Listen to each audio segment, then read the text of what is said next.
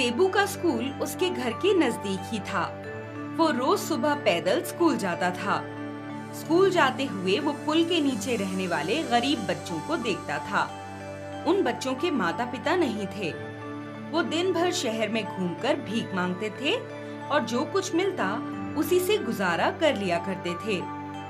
उनके कपड़े कई जगह से फटे हुए थे और बहुत ही गंदे थे। भाई, मेरे लिए नए कपड़े खरीद दो ना। बहना, हमारे पास तो खाने के भी पैसे नहीं हैं। कपड़े के लिए पैसे कहाँ से लाएं? सेबू हर रोज वहाँ से गुजरता था और उन बच्चों को देखता था। उसे उन पर बहुत दया आती थी, लेकिन वो कुछ भी नहीं कर सकता था। ए सेबू, इन गंदे बच्चों के पास क्यों खड़ा है?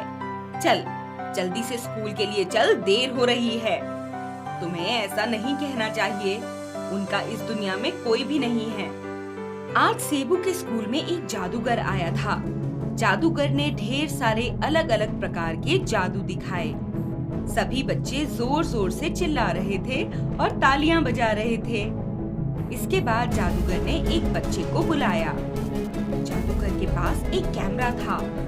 उसने बच्चे को कैमरे के सामने खड़ा किया और उसकी फोटो खींचने लगा।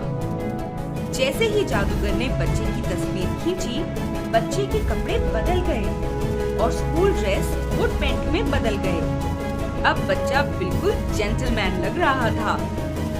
बच्चा खुशी से झूम उठा। जादूगर ने वो कपड़े बच्चे को दे दिए। सभी बच्चे जादूगर के जादू को देखकर शोर मचा रहे थे, लेकिन सेबू का दिमाग तो कुछ और ही सोच रहा था। वो अभी भी उन गरीब और लाचार बच्चों के बारे में सोच रहा था जो पुल के नीचे रहते हैं। उस छोटी लड़की की बात तो अभी भी उसके कानों में गूंज रही थी। जादूगर का प्रोग्राम खत्म होने के बाद सेबू दौड़ता हुआ जादूगर के पास पहुंचा। क्या हुआ बच्चे, और जादू देखना है क्या? अभी तुम्हारा मन नहीं भरा? ऐसी बात नहीं है, मैं आपसे कुछ मांगना चाहता हूँ। क्या चाहिए तुम्हें? क्या आप मुझे वो कैमरा दे सकते हैं? मैं पुल के नीचे रहने वाले गरीब बच्चों को नए कपड़े देना चाहता हूँ। क्या तुम्हारा दिमाग खराब तो नहीं हो गया? तुम्हें पता भी है ये कैमरा मैं विदेश से लाया हूँ और ये बहुत महंगा है। मैं तुम्हें ये कैमरा बिल्कुल भी नहीं दूंगा। सेबू दुखी होकर वहाँ से चला जाता है। जादूगर की डांट के बाद उसे बुरा लग रहा था। स्कूल में आज उसका मन बिल्कुल भी नहीं लग रहा था। उधर सेबू के सर विज्ञान पढ़ा रहे थे और इधर सेबू लटका सा मुंह लेकर बैठा था। सेबू अपने दोस्तों से भी बात नहीं कर रहा था। खाने के समय पर उसने अपना टिफिन खोलकर भी नहीं देखा। वो मन ही मन में बस एक ही बात सोच रहा था, हे भगवान, तुम इतने छोटे बच्चों से इनके माता पिता क्यों छीन लेते हो? अब इनका ख्याल कौन रखेगा? स्कूल के बाद भी सेबू वहीं बच्चों के पास जाकर खड़ा हो जाता है। वो उन्हें रूखा सूखा खाना खाते हुए देख रहा था। थोड़ी देर के बाद वो अपने घर लौट आया। माँ, क्या आपके पास मेरे कुछ पुराने कपड़े रखे हैं? नहीं बेटा, वो सब कपड़े तो बेचकर मैंने घर का सामान खरीद लिया। अच्छा, तो फिर कोई बात नहीं। अगले दिन जब सेबू पुल के पास से निकल रहा था, तो उसने देखा कि सारे बच्चे नए नए कपड़े पहने हुए घूम रहे थे। उन्होंने एक से एक सुंदर और रंगीन कपड़े पहने हुए थे और वो बहुत खुश थे।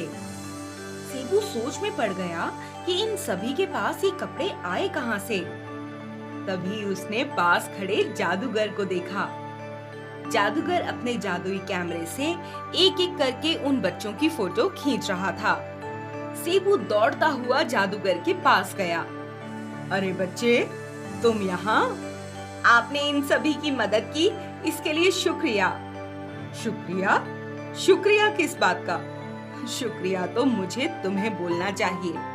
तुमने मुझे जादू का सही इस्तेमाल करना सिखाया। मेरे गुरु मुझे हमेशा कहा करते थे कि जादू दुनिया में खुशी फैलाने का जरिया है, लेकिन कल तुमने मुझे इसका असली मतलब समझा दिया। इतना कहते ही जादूगर ने अपना कैमरा सेबू की तरफ घुमाया और उसे भी जेंटलमैन बना दिया।